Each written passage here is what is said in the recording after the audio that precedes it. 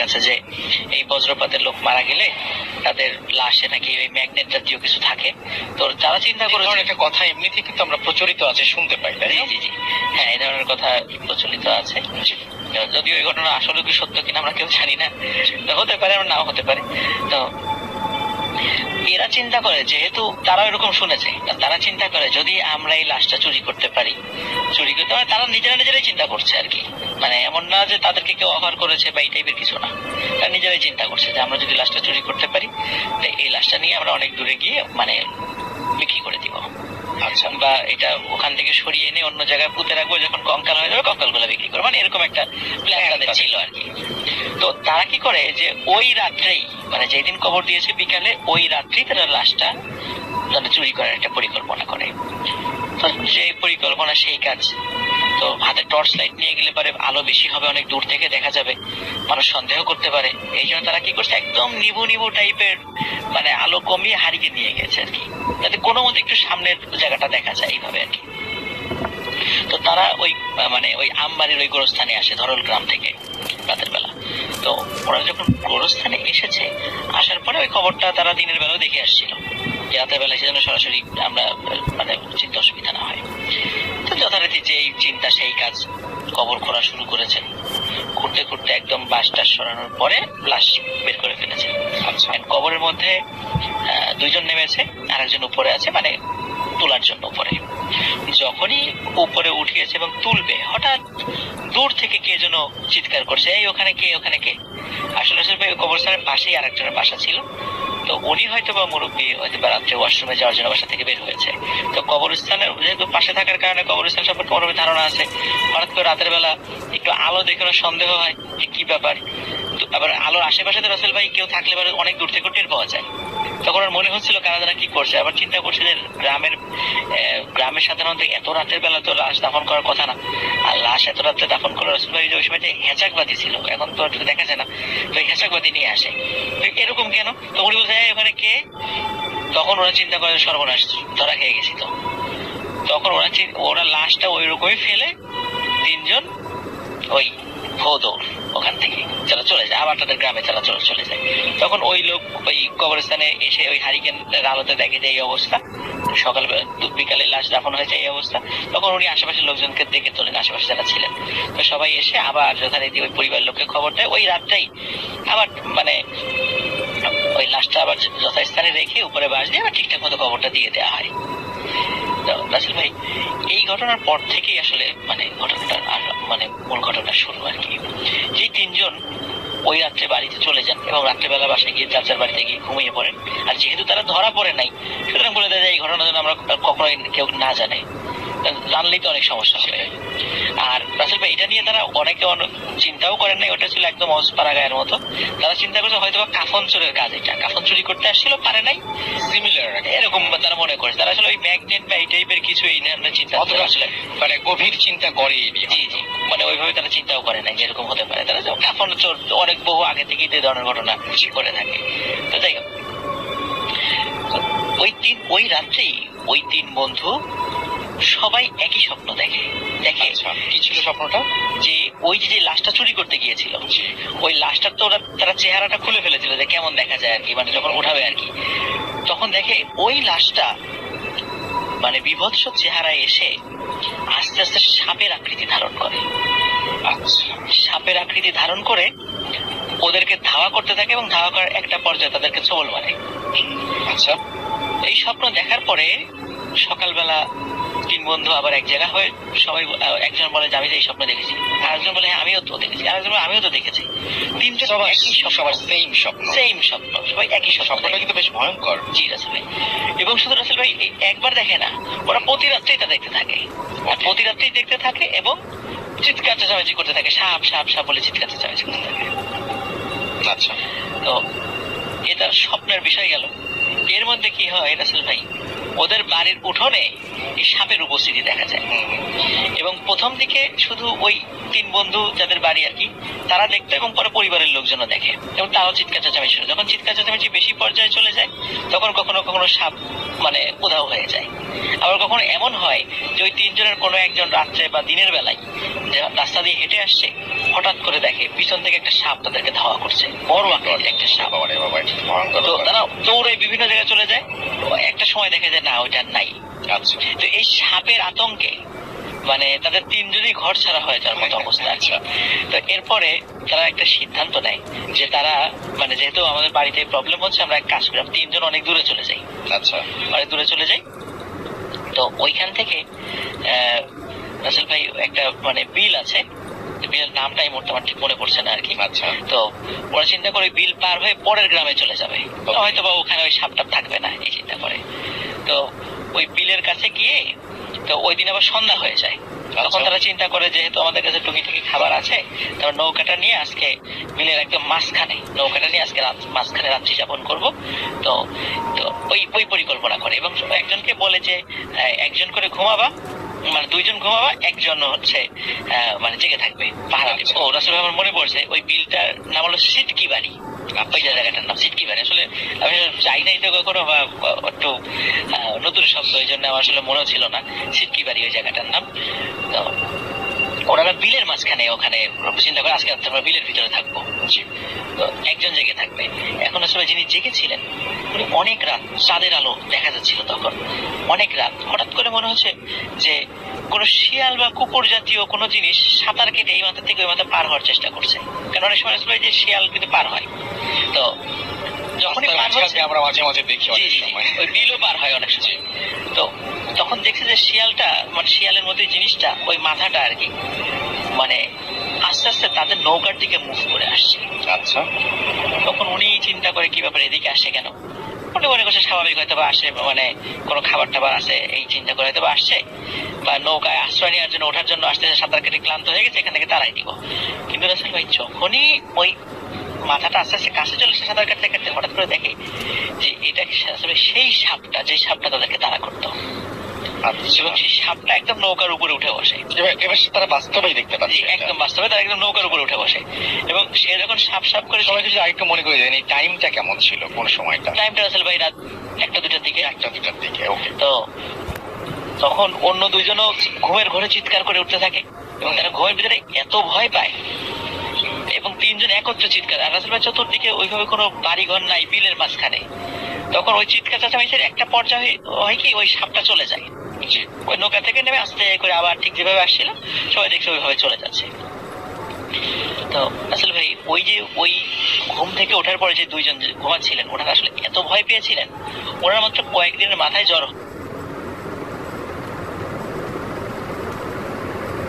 হয়ে মারা যায়। এবং যিনি ওই সর্বশেষ যিনি জীবিত ছিলেন, কাউকেই কিন্তু রাসেল ভাই সাপে কাটে নাই, কাউকে কাটে নাই, ওনারা ভয়েই মারা গিয়েছিলেন। কিন্তু সর্বশেষ যিনি মারা গিয়েছিলেন উনি ওনার ফ্যামিলির কাছে গল্প করে গেছিলেন আর কি। এটা ওনারা কিন্তু কাউকে, জীবিত দশায় উনি কাউকে বলেননি, কিন্তু পরিবারের লোকজন পরবর্তীতে এটা ডিসক্লোজ করেন যে তাদের এই অন্যায়ের কারণে এই ঘটনাটা ঘটেছিল আর কি। তো এটা রাসেল ভাই গোপালগঞ্জের কোটালীপাড়ার মোটামুটি আমবাড়ি এবং ধরল গ্রামের খুব মানে চাঞ্চল্যকর একটা ঘটনা, এবং ঘটনার সময়টা আমি বলে দিচ্ছি 96 থেকে 98 এই সময়কালে হবে। যেটা কুষ্টিয়া জেলার জগতী স্টেশন। আর ওই সময়টাতে জগতী স্টেশন অনেক ব্যস্ততম একটা স্টেশন ছিল, স্পেশালি ওই কলকাতা থেকে ওই দর্শনা হয়ে যে ট্রেনগুলো আসতো আর কি, ওখানে প্রচুর মানে মাল খালাস করা হতো, অনেক ব্যস্ততম একটা স্টেশন ছিল ওই সময়টাতে। এখন অবশ্যই তার কিছুই নাই। তো ওই সময় একদিন মানে মোটামুটি সকাল 11টা মানে বেলা 11টার দিকে একটা ঘটনা আর কি। তো ট্রেন আসছিল, তো হঠাৎ মানে লোকজন দেখছিল যে একজন মহিলা শাড়ি পরা, ঘোমটা দিয়ে মাথা ঢাকা, সে রেল লাইন পার হচ্ছে। তো সবাই দূর থেকে বলছিল যে ট্রেন আসছে, থামেন থামেন বা পার হন না, এরকম বলছিল সবাই। কিন্তু উনি কোনো কথা না আসলে ট্রেনের হঠাৎ করে লাইনের উপরে উঠেছেন, এবং ওখানেই উনি রাসেল ভাই মানে ট্রেনে কাটা পড়েন, 2 টুকরো হয়ে যায় ওনার দেহ। এবং আর একটা বিষয় রাসেল ভাই, ওনার কোলে কিন্তু একটা ছোট্ট বাচ্চা ছিল। আচ্ছা তো সবাই চিন্তা করছে যে উনি কি আসলে সুইসাইড করেছে নাকি আচমকা মানে পার হওয়ার সময় এরকম দুর্ঘটনা ঘটে গেছে, শিওর না, মানে কেউ বুঝতে পারেন নাই। স্বাভাবিক হাঁটা দেখে মনে হয়েছে হয়তো উনি খেয়াল করেন নাই, মাথায় ঘোমটা ছিল, পাশের থেকে উনি দেখতে পারেন নাই, হয়তো এমনটা হতে পারে। কেউ বলেছে হয়তো বা সুইসাইড করেছে, এরকম মনে হতে পারে। কিন্তু আসলে কোলে বাচ্চা নিয়ে সুইসাইড করবে কেন, এটাও আবার অনেকে বলেছে। যাই হোক, আসলে মানে অদ্ভুত ব্যাপার হলো উনি যখন রেলে দুই ভাগ মানে কেটে দুটুকরো হয়ে গেছেন, মানে সবাই পরবর্তীতে এই ডেড বডির কাছে গিয়ে দেখে যে উনি কোলে যেভাবে বাচ্চাটা জড়িয়ে ধরেছিলেন ঠিক ওইভাবে জড়িয়ে ধরে আছেন ওনার দেহের উপরের অংশ, এবং বাচ্চাটি সম্পূর্ণরূপে অক্ষত ছিল। তো এই বাচ্চাটি ওই সময় ওই স্টেশনের খালাসি হিসাবে কাজ করা ফিরোজ মিয়া নামে একজন লোক, উনি এই বাচ্চাটি ওইখান থেকে গ্রহণ করেন। এখানে বলে রাখা ভালো, ফিরোজ মিয়া ছিল নিঃসন্তান। তো উনি প্রথমে চিন্তা করেছিলেন যে যা মানে যদি এই লাশের কোন আত্মীয় স্বজন আসে তাহলে তাকে বাচ্চাটা বুঝিয়ে দিবেন আর কি। আসলে একদিন যায়, 2 দিন যায়, 3 দিনের দিন যখন কেউ আসলো না, লাশটি তখন বেওয়ারিশ হিসেবে দাফন করা হয়। এবং পরবর্তীতেও কেউ ওই লাশের খোঁজ খবর নিতে আসে নাই, বা কেউ মারা গিয়েছেন কিনা ওই মহিলার খোঁজ খবর নিতে কেউ আসেন নাই আর কি। তো ওই সময় তো যোগাযোগ ব্যবস্থাও এত ভালো ছিল না, যার কারণে ওইভাবে হয়তো খোঁজ তারা হয়তো পানি নাই কখনো, এমনও হতে পারে।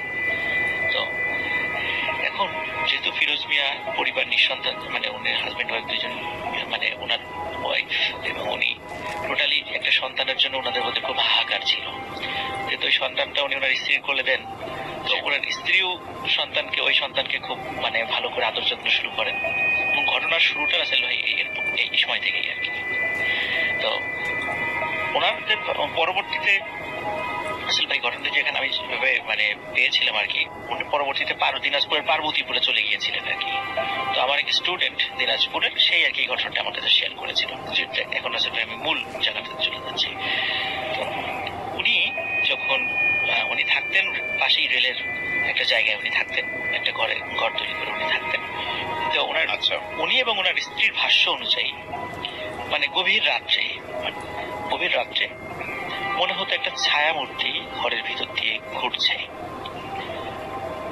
যদি ওনারা আলো জ্বালাতেন তখন কাউকে দেখতেন না, তো মনে করতেন হয়তো বা মনের ভুল এমনি হতেই পারে এরকমটা।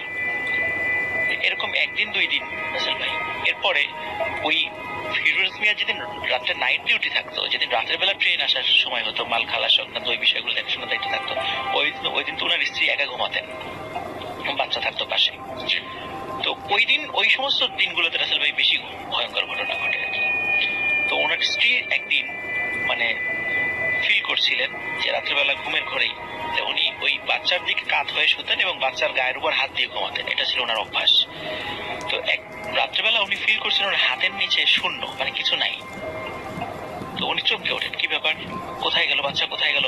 অন্ধকারের ভিতরে হাত দিয়ে দেখেন যে কোথাও মানে বিছানায় কোথাও নেই। তো চিন্তা করছে আলো জ্বালাবেন, কারণ সময় ঘরে ইলেকট্রিসিটি ছিল না আর কি, হয়তো উনি হারিকেন চালাবেন। তো উনি ঘরে যে চাঁদের আলো আসছিল তাতে উনি যতটুকু দেখছিলেন তখন মনে হচ্ছে একটা ছায়া মূর্তি এই বাচ্চাটিকে কোলে নিয়ে ঘুরছে। তখন উনি যখনই চিৎকার দেওয়ার সাথে সাথে তখন মনে হলো যে ওই ছায়ামূর্তি দৌড়তে এসে বিছানায় ওই বাচ্চাটিকে রেখে অদৃশ্য হয়ে গেল। তো তারপর উনি আলো জ্বালান, কাউকে দেখেন না। ওনার হাজবেন্ড যখন সকালবেলা আসে তখন তাকে এই ঘটনাটা বর্ণনা করা হয়। তখন ওরা বললেন যে হয়তো বা ওনারা ভালো কোনো হুজুরের কাছে যান, যে আসলে ঘটনাটা কি সেটা জানার জন্য। তো হুজুর একটা দায়সারা একটা কথা বলে দেন যে এই বাচ্চার উপরে জিনের প্রভাব আছে, এই সেই এগুলো বলে একটা তাবিজ কবজ দিয়ে দেন আর কি, মানে দায়সারা একটা কথা। তো কিন্তু এই তাবিজ বা এইগুলোতে কিছুই কাজ হচ্ছিল না, ঘটনা কিন্তু রাসেল ভাই রেগুলার ঘটছিল এই ধরনের বিষয়গুলো। এখন ফিরোজ মিয়া চিন্তা করেন যেহেতু এই হতে পারে এই বাসায় সমস্যা, এরকম চিন্তা করে উনি যে কাজটা করেন এটা হলো উনি ওই জগতী স্টেশন থেকে ওই দিনাজপুরের পার্বতী স্টেশন ট্রান্সফার হয়ে চলে যান, এবং ওইখানেই ওই বাচ্চাটা বড় হয় আর কি। তো ওইখানে যাওয়ার পরে এইভাবে মানে বেশ এই রাতের বেলা এই ছায়ামূর্তির এই বিষয়গুলোটা না ওনারা বেশ একটু স্বাভাবিকভাবে পরবর্তীতে নিয়ে নেন। এটা যখন কিছুতেই কাজ হচ্ছিল না, অনেক মানে হুজুরের শরণাপন্ন হয়ে যখন কোনো কাজ হচ্ছিল না, এতটুকু কাজ হয় যে একটু কমে আসে এই ঝামেলাটা, কিন্তু এটা বন্ধ হচ্ছিল না। ওনারাও বিষয়টা একটু অভ্যস্ত হয়ে যান, যেহেতু বাচ্চার কোনো ক্ষতি হচ্ছে না বা তাদেরকে কোনো ভয় দেখাচ্ছে না, এই জন্য বিষয়টা ওনারা অভ্যস্ত হয়ে যান এবং বিষয়টা ওনারা পার্বতীপুর এসে বিষয়টা গোপন রাখেন। কারণ জগতে তো অনেকে জেনে ফেলেছিল, তো পার্বতীপুর এসে বিষয়টা গোপন রাখেন, যাতে কেউ না জানে, আশেপাশের প্রতিবেশীরা না জানে। রাসেল ভাই, এখানে একটা বিষয়, সেটা হলো ওই বাচ্চার আচরণে কিছু অদ্ভুত ব্যাপার ছিল। সেটা হচ্ছে যে এমনি নর্মালি আমরা বাচ্চারা দেখি বেশ চঞ্চল হয়, চঞ্চল প্রকৃতির হয়, কিন্তু ওই বাচ্চাটি ছিল বেশ মানে খুব শান্ত প্রকৃতির। প্রথমে মানে ফিরোজ মিয়া এবং তার ওয়াইফ মনে করছে বাচ্চাটি হয়তো বা বোবা, সে হয়তো বা কথা বলতে পারছে। তো বেশ বয়স হয়ে যাওয়ার পর আস্তে আস্তে সে বাবা বা মা এরকম বলা শুরু করে, তখন বোঝে যে না, সে কথা বলতে পারে, কিন্তু সে খুবই কম কথা বলতো, প্রয়োজন ছাড়া মানে খুব মানে সেরকম কোনো শব্দও করতো না। মানে বাচ্চারা এমনি অনেক সময় শব্দ করে, সে প্রয়োজন ছাড়া ওরকম হয়তো শব্দও করতো না। তো যখন সে আস্তে আস্তে বড় হতে থাকে, তখন তাকে স্কুলে ভর্তি করে দেওয়া হয়। স্কুলে ভর্তি হওয়ার পর তখন দেখা যেত যে এমনি বাচ্চারা, আমরা দেখি স্কুলগুলোতে বাচ্চারা মানে একটু দুষ্টামি করে, একে অন্যের সাথে মারামারি করে। তো এইখানে যেটা হতো সেটা হলো ওই বাচ্চার সঙ্গে যদি কেউ মানে মারামারি করতো, দেখা যেত ওই বাচ্চাটা বাসায় গিয়ে খুব অসুস্থ হয়ে পড়তো। আচ্ছা, তো এইটা একটা অদ্ভুত ব্যাপার। তো এটা প্রথম দিকে কেউ ওইভাবে বেশ স্বাভাবিকভাবে নিয়েছিল, কিন্তু পরবর্তীতে এই বিষয়গুলো মানে যখন বাচ্চার গার্জিয়ানরা এই বিষয়গুলো একটু একটু করে অনুধাবন করতো এবং কানাঘুষা করতো, আস্তে আস্তে এই বিষয়গুলো তখন চাউর হয়ে যায়। তখন একটা কথা হয়েছে, এই বাচ্চাটা হলো মানে আমরা যেটা বলি যে অলক্ষী, অপায়া, এই ধরনের কথাগুলো যেগুলো বলে থাকি, বা ডাইনি, এই টাইপের কথা, যে ওর সাথে মিশতে দেওয়া যাবে না বাচ্চাদেরকে। তখন হয়তো কি বাচ্চাদের মানে গার্জিয়ানরা ওর সাথে কাউকে মিশতে দিত না। তো এইভাবে ওই মেয়েটি আবার খুব নিঃসঙ্গ বোধ করতো, কিন্তু খুব প্রয়োজন ছাড়া কখনো কথা বলতো না কারোর সাথে। এইভাবে সে বড় হতে থাকে। তো এর মধ্যে রাসেল ভাই, যেই বিষয়গুলো দেখা যাচ্ছে যে দিন যেতে থাকে, সেও বড় হতে থাকে এবং একটা সময় তার বিবাহের সময়ও চলে আসে। বিবাহের সময় আসলে এইখানে রাসেল ভাই সবচেয়ে অদ্ভুত যে ঘটনাটি ঘটে আর কি, সেটা হচ্ছে যে যখন মেয়েকে সাজিয়ে বসিয়ে রাখা হয়েছিল বিয়ের দিন, তখনও মানে ছেলে পক্ষ থেকে বাসা থেকে লোক আসেনি, তখন ফিরোজ মিয়া সে ওই মেয়ের কাছে গিয়ে একটা অদ্ভুত ব্যাপার দেখে যে ওই মেয়ে কোনো একটা মহিলার সাথে কথা বলছে। তো এই কথা বলছে এবং ওই মহিলাটা দেখার পরে ফিরোজ মিয়া চিন্তা করছেন, এই মহিলাটাকে আমি কোথায় যেন দেখেছি। আচ্ছা, উনি খুব অবাক হয়ে যান যে কোথায় দেখেছি তাকে। চিন্তা করতে থাকেন যে বহুদিন আগে কোথায় যেন দেখেছি, কিন্তু মনে করতে পারছেন না। তখন যখন ফিরোজ মিয়া ওই মহিলাটাকে দেখেন, তখন ওনার ফিরোজ মিয়ার চোখের সামনেই ওই মহিলাটি অদৃশ্য হয়ে যান। এবং ফিরোজ মিয়া ভয় পেয়ে তার মেয়েকে জিজ্ঞেস করেন যে এই তোমার পাশে তুমি দিব্যি হেসে কথা বলছিলে, এ কে? বলে ইনি আমার আম্মা। তখন ফিরোজ মিয়া চিনতে পারে, ওই যে রাসেল ভাই, ওই যে রেলে যে কেটে গিয়েছিল যে মহিলাটা, আসলে ওটা উনি ওই ফিরোজ মিয়া সেই মহিলাটাকে ওখানে দেখেছেন ওই বাচ্চার পাশে, মানে ওই মেয়েটার পাশে আর কি।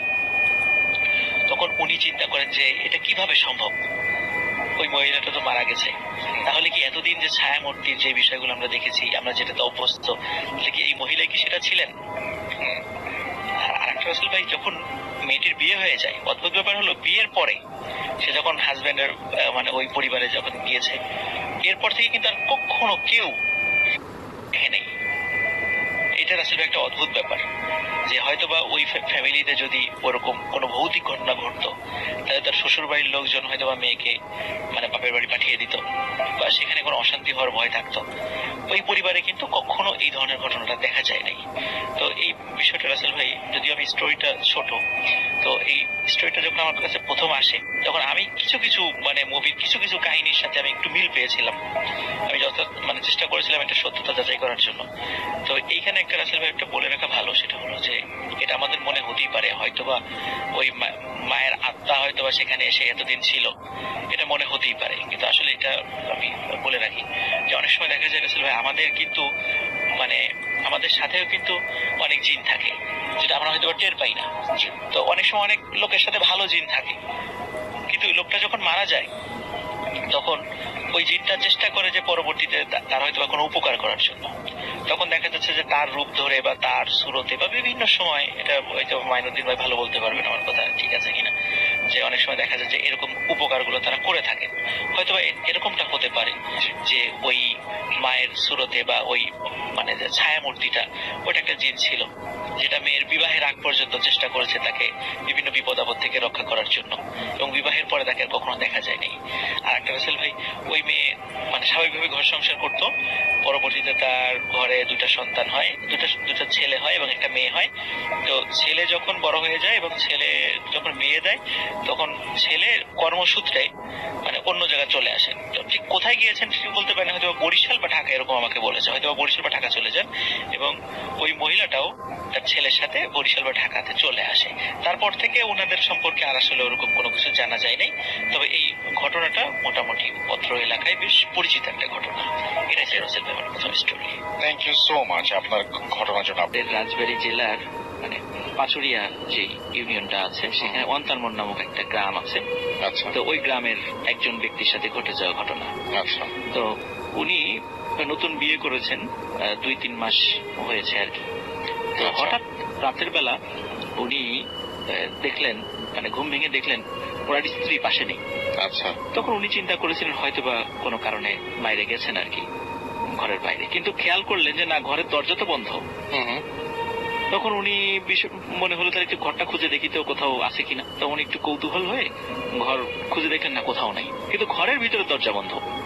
হুম হুম তো উনি বিষয়টা খুব ভীত হলেন এবং তাড়াতাড়ি করে দরজা খুলে বাইরে গিয়ে ওনার বাবার যে ঘর ছিল, ভাইদের যে ঘর ছিল, তাদেরকে ডাকলেন, বললেন যে আমার স্ত্রী তো ঘরে নাই, এই ঘর তো ভিতর থেকে বন্ধ ছিল, কোন দিক দিয়ে গেল।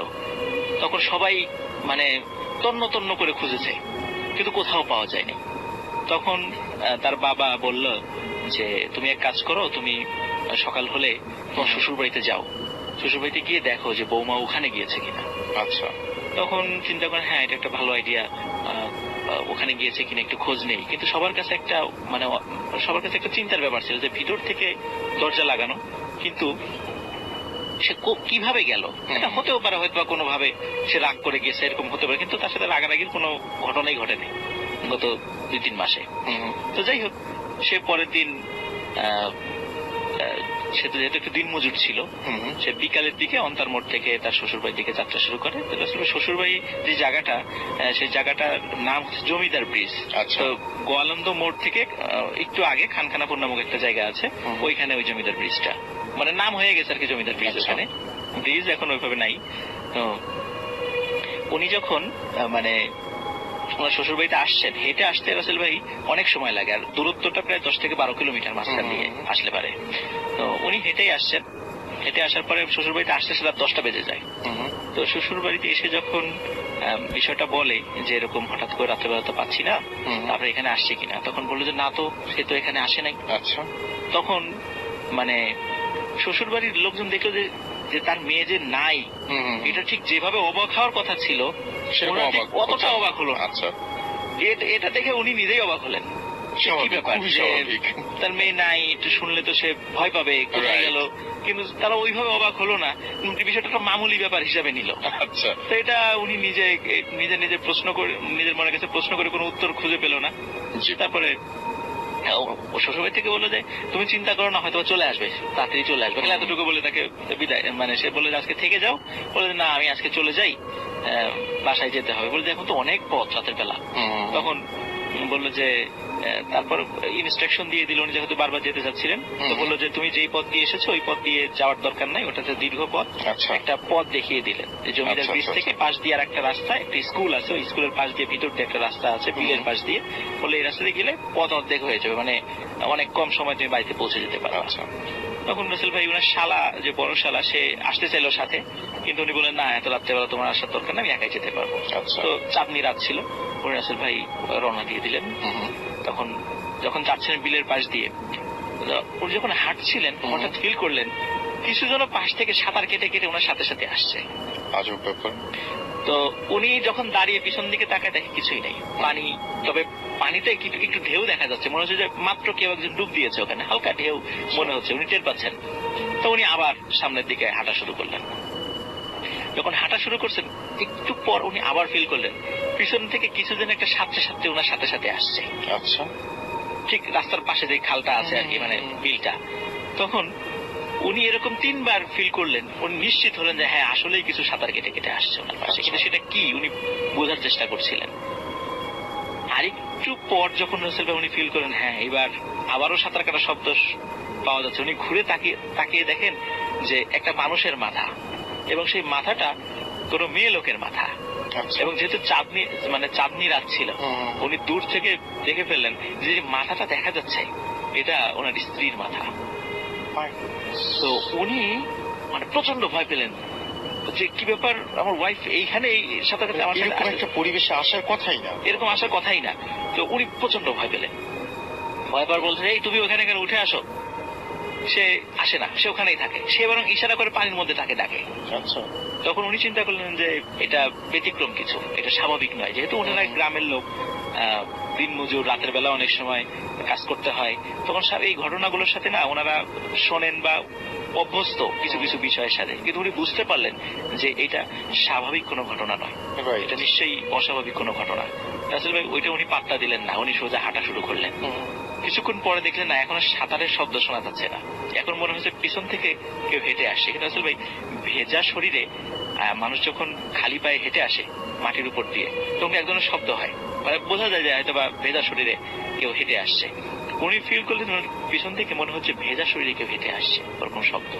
উনি পিছন দিকে তাকিয়ে দেখেন ওনার স্ত্রী আচ্ছা। ভেজা শরীরে আসছে, বলে যে এই আমাকে নিয়ে যাবি না। আচ্ছা। তখন উনি তখন দেয় ভয়ে দেয় দৌড়। তো দৌড় দেওয়ার পরে উনি ফিল করেন পিছন থেকে ওই জিনিসটাও দৌড়াচ্ছে, কিন্তু উনি পিছন দিকে তাকান নাই। আচ্ছা। তো দৌড়াতে দৌড়াতে ওই যে স্কুলের কথা বলেছিলাম আর কি, ওখানে আমার পাশে স্কুল আসে, ওই স্কুলের কাছে যখন চলে আসে স্কুল মাঠ আছে, তখন উনি দেখলেন যে যখন ওই বিলটা পার হয়ে উনি চলে আসছে তখন তার ওই পানি টানি কিছু নাই। তখন উনি দেখলেন পিছন থেকে একটা গাড়ির শব্দ। তো ওই সময়, এখন তো এটা দেখা যায় না, তো ওই সময় ওই অঞ্চলে ঘোড়ার গাড়ি চলতো। আচ্ছা। মানে একটা আমরা যেই দেখি এখনো গ্রাম অঞ্চলে দেখা যায় ঘোড়ার গাড়িগুলো, দেখা যায় একটা ঘোড়ার গাড়ি আসছে, কিন্তু গাড়িতে কোনো চালক নাই, চাঁদনি রাত তো দেখা যাচ্ছিল, চালক নাই, ঘোড়ার গাড়িটা দৌড়ায়, ঘোড়াটা দৌড়াচ্ছে, গাড়ি নিয়ে আসতেছে। তখন উনি চিন্তা করেন হয়তো বা রাতের বেলা কোনো বাসার থেকে কোনো মালিকের ওই ঘোড়া ছুটে গেছে, গাড়ি সহ হয়তো দৌড়াচ্ছে। উনি চিন্তা করলেন যে এক কাজ করি, ঘোড়াটাকে থামিয়ে ওই গ্রামের পথের দিকে ঘুরিয়ে দিই, এদিকে কোন দিক দিয়ে চলে যাবে, কার কোন দিকে চলে ঠিক ঠিকানা নেই। কিন্তু উনি চিন্তা করলেন যে ঘোড়াটাকে যে ঘুরিয়ে দেবো, যদি কোনো লোক আমাকে চোর ভাবে, যদি কেউ এসে, তখন তো এই অঞ্চলে যেহেতু আমাকে কেউ চেনে না, তখন আমি একটা বিপদে পড়বো। উনি কিছু বললেন না, উনি দেখলেন যে ঘোড়ার গাড়িটা সোজা দৌড়ায় চলে গেল। কিছুক্ষণ পর রাসেল ভাই উনি শব্দ পেলেন যে পিছন থেকে আর একটা গাড়ির শব্দ, আচ্ছা। আর একটা গাড়ি আসছে, এবং উনি তাকিয়ে দেখলেন যে হ্যাঁ এইবারের গাড়িটাও খালি একটা ঘোড়া, কিন্তু গাড়ির পেছনে মনে হচ্ছে কিছু রাখা, সাদা কিছু দিয়ে ঢেকে রাখা আর কি, এবং ওনার কাছে প্রচন্ড দুর্গন্ধ লাগছে আর কি। মনে হচ্ছে যে মানুষ বা কোনো জীবিত কোনো প্রাণী যদি মরে যায়, পচে গেলে যে দুর্গন্ধ হয়, এরকম গন্ধটা আসছে, এবং গন্ধটা আস্তে আস্তে খুবই তীব্র হচ্ছে। আচ্ছা। গাড়িটা যখন কাছে চলে আসলো, উনি দেখলো যে ওই গাড়িতে 3টা লাশ সাদা কাপড় দিয়ে ঢেকে রাখা। ওই এই ঘোড়ার গাড়িটা ওই 3টা লাশ নিয়ে দৌড়ে চলে যাচ্ছে। আচ্ছা। তখন উনি চিন্তা করলেন যে আবার হয়তো বা ওনার সাথে কিছু ঘটছে। সেটা করতে চলেছে। তখন একটু পরে রাসেল ভাই আবার একটা গাড়ির শব্দ পেলেন। যখন গাড়ির শব্দ পেলেন উনি পিছন দিকে তাকেন, এইবার গাড়িতে একজন চালক আছে, আচ্ছা। এবং চালকটা খুবই বেটে আকৃতির একটা মানুষ, কালো কুচকুচে খুবই বেটে আকৃতির একটা মানুষ। তো ওখানে প্রচন্ড দুর্গন্ধ আসছে। যখন তার কাছে চলে আসে তখন রাসেল ভাই ওই চালককে জিজ্ঞেস করেন, এই তোমরা এই লাশটা নিয়ে কোথায় যাচ্ছ, কোন দিকে যাবা? তখন বলে যে তোর বাড়ির দিকে যাচ্ছি। বলে আমার বাড়ির দিকে মানে? বলে হ্যাঁ তোর বাড়ির লোকজন আনতে যাচ্ছি। তো তখন বলে যে কি আমার বাড়ির লোকজন তুমি আনতে যাবা কেন? কয়ে যে বিশ্বাস হয় না, এই কাপড়টা সরা। তখন কাপড়টা সরিয়ে দেখে রাসেল ভাই ওনার স্ত্রী, ওনার ভাই, ওনার মা, তাদের লাশ ওখানে রাখা। আচ্ছা। এবং লাশগুলো বিকৃত হয়ে গেছে, পচে গেছে। এই দৃশ্য দেখে উনি আসলে রাসেল ভাই আর সেন্স রাখতে পারেননি, উনি তখন সেন্সলেস হয়ে পড়ে যান। তখন উনি যখন সেন্স ফেরে সকালবেলা ওই গ্রামের লোকজন ওনাকে উঠায়, তখন উনি ওনার বাড়িতে চলে যান। রাসেল ভাই বাড়িতে যাওয়ার পর যখন সব ঘটনা খুলে বলেন, স্বাভাবিকভাবে গ্রামের রাস্তা দিয়ে আসতে গেলে এই ধরনের ঘটনা ঘটতেই পারে। তো রাসেল ভাই ওই দিন রাত্রে হঠাৎ মনে হলো উঠানে প্রকাণ্ড একটা শব্দ। সবাই দরজা খুলে বের হয়ে দেখে ওনার স্ত্রী উঠানে পড়ে আছে। তো ওনাকে যখন জিজ্ঞেস করো তুমি কোথায় গিয়েছিলে, বলে আমি কিছুই জানি না। আচ্ছা। কোথা থেকে আসলা তাও সে বলতে পারে না। তো এরকম নাকি রাসেল ভাই মাঝে মাঝেই ওনার স্ত্রী হঠাৎ ঘর থেকে নাই হয়ে যেত, মানে অদৃশ্য হয়ে যেত। আবার 3-4 দিন পরে হঠাৎ উঠানে একটা প্রকাণ্ড শব্দ হতো। তো এইটা বিষয় হলো রাসেল ভাই, ওনাকে ওনার পরিবারের পরবর্তী ওনার পরিবারের সাথে যোগাযোগ করে জানা যায় যে ওই জিন সম্প্রদায়ের কোনো কিছু আর কি। কিন্তু এই যে হ্যাঁ, কিন্তু এই জিনিসটা খুব অদ্ভুত যখন কিন্তু এই যে হ্যাঁ, কিন্তু এই জিনিসটা খুব অদ্ভুত যখন ওয়াইফকে উনি